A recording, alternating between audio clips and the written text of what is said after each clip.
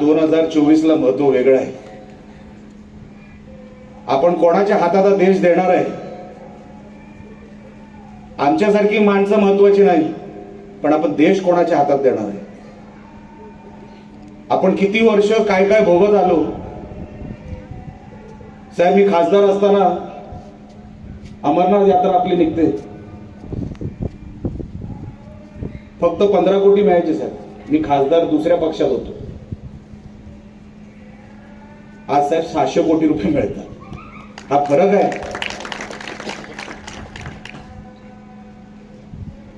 आपल्याला बारीक बारीक गोष्टी काही लोक सांगत असतील, अरे हे नाही रे बरोबर, ते नाही रे बरोबर. पण साहेब विचार करा, 26/11 सारखा हल्ला कधी आपल्या देशावर झालेला नाही. झाला कोणाच्या काळामध्ये? आता हिम्मत आहे काय? आता एक गोळी तिकडून आली तर इथे डायरेक्ट सर्जिकल स्ट्राईक होतो. हा नवीन देश आहे. हा देश नवीन आहे. ही लीडरशिप नवीन आहे. पहिली आपली स्पर्धा अफगाणिस्तान आणि पाकिस्तानची व्हायची. बघा पाकिस्तान डिझेल मध्ये पुढे गेला. बघा अफगाणिस्तान मध्ये रेट काय चाललेत. आता आपली स्पर्धा ब्रिटन आणि अमेरिकेशी होते. आता अमेरिकेतला राष्ट्रपती सांगतो, Modiji can I have a selfie with you. तो देश कोणाचा ऐकणारा नाही. मी त्या देशात अभ्यास केलेला आहे. 2 वर्ष राहिलेलो आहे. तो देश कोणालाच जुमानत नाही, पण तो आपल्या मोदी साहेबांना जुमानतो. म्हणजे ह्या देशाचं कौतुक करण्यासारखी गोष्ट आहे की आपल्या देशाची व्हॅल्यू इंटरनॅशनल मध्ये आपला स्टँडर्ड किती वाढला, किती वाढला. छोट्या छोट्या गोष्टी आहेत साहेब, विचार करण्यासारख्या गोष्टी आहेत. मी त्या पलीकडेही राहिलेलो आहे आणि आज हेही बघतोय. साहेब, आज देश वेगळ्या दिशेने चाललाय. तेव्हा मी हिंदू आहे हे सभागृहात म्हणायला बंधनं असायची. नाही नाही, जोर से मत बोलो, हम बीजेपी में थोडी. बंधनं असायची सभागृहाच्या आत. माझ्यासमोर अडवाणी साहेब बसून असायचे.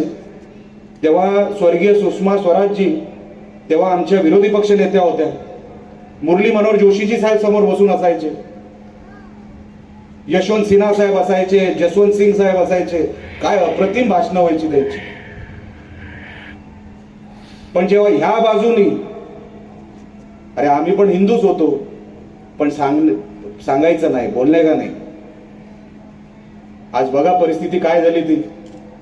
आज देशभरामध्ये फक्त हिंदूच आहे असं वाटायला, असं वातावरण तयार केलं गेलं. एक समाधान आहे आमच्या मनामध्ये की तेव्हा बोलू शकत नव्हतो आणि आज ताट मानेने रस्त्यावरती कोणी गेलं तो ताट मानेने सांगतो, हो हे हिंदू राष्ट्र आहे, हो हिंदू राष्ट्र. हा बदल हा काही साधा सुद्धा बदल नाही. 2014 मध्ये मोदी साहेबांसारख्या माणसाला या देशामध्ये पंतप्रधान व्हावं लागलं.